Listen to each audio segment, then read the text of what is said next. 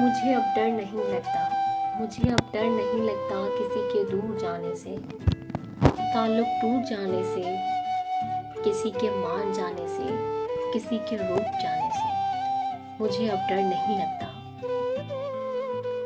किसी को आजमाने से, किसी की आजमाने से, किसी को याद रखने से, किसी को भूल जाने से मुझे अब डर नहीं लगता।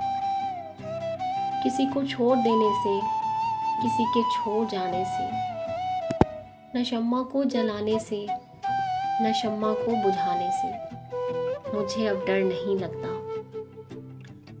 अकेले मुस्कुराने से, कभी आंसू बहाने से, न इस सारे ज़माने से, हकीकत से फंसाने से मुझे अब डर नहीं लगता।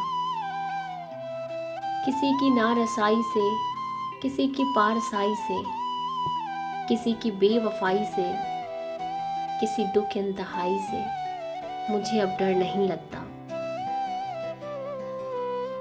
ना तो इस पार रहने से, ना तो उस पार रहने से, ना अपनी जिंदगानी से, ना एक दिन मौत आने से मुझे अब डर नहीं लगता।